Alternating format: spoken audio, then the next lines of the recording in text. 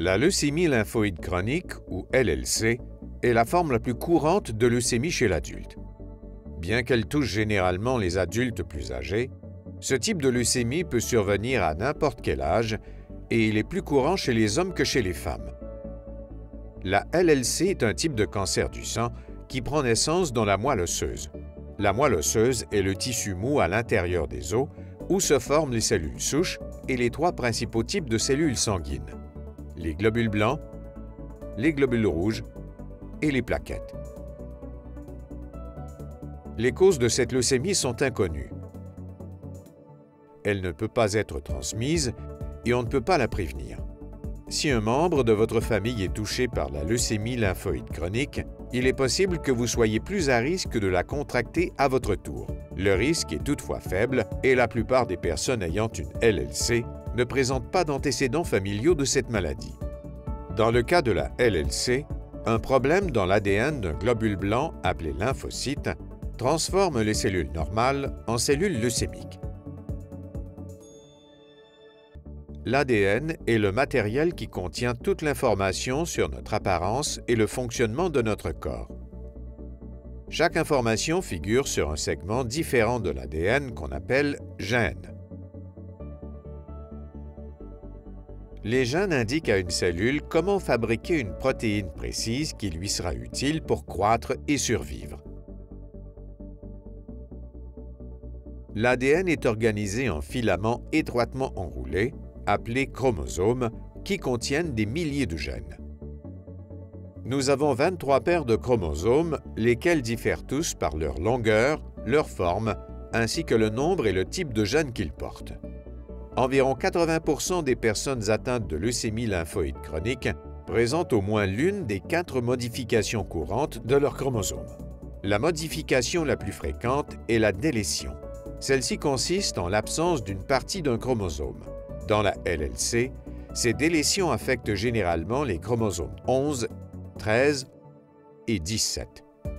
Une autre modification connue est la mutation, ce qui peut signifier que vous avez un chromosome en plus. Certaines personnes atteintes de la LLC ont un chromosome 12 supplémentaire, appelé trisomie 12.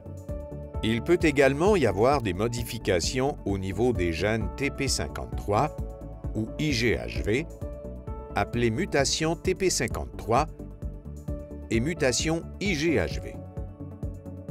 Lors du premier diagnostic de la LLC, il se peut que des tests génétiques soient effectués sur les cellules leucémiques. Un de ces tests est appelé FISH, qui signifie Fluorescent In Situ Hybridization, ou hybridation in situ de la fluorescence. Les médecins utilisent le test FISH pour rechercher des modifications des chromosomes et des gènes. Ainsi, ils peuvent tenter de voir s'il y a absence ou délétion d'une partie d'un chromosome. Le séquençage de l'ADN est un autre moyen de rechercher des modifications génétiques.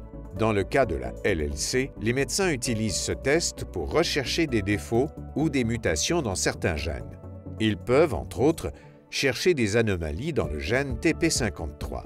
Ils peuvent également recenser le nombre de défauts et de mutations qui se trouvent dans le gène IGHV, ce qui les aide à déterminer si votre LLC est muté ou non muté.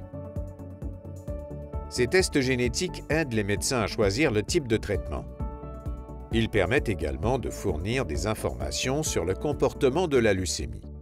Si votre LLC évolue lentement, vous pouvez attendre des mois ou même des années avant de commencer le traitement. Cependant, si votre LLC évolue rapidement ou si vous présentez des symptômes, votre médecin peut vous recommander de commencer le traitement plus tôt. En comprenant mieux la génétique de la LLC, nous avons ouvert la voie à de nouveaux traitements ciblés. Les traitements ciblés agissent en attaquant directement les cellules cancéreuses sans endommager les cellules normales. Les avancées en recherche ont révolutionné le traitement de la LLC et de nouveaux essais cliniques continuent d'alimenter l'espoir. Adressez-vous à la Société de leucémie et lymphome du Canada pour en savoir plus à ce sujet. Sachez que vous pourrez mieux prendre en charge votre LLC et que vous aurez une meilleure qualité de vie si vous communiquez avec votre équipe de soins et si vous pouvez compter sur un réseau de soutien. Vous n'êtes pas seul.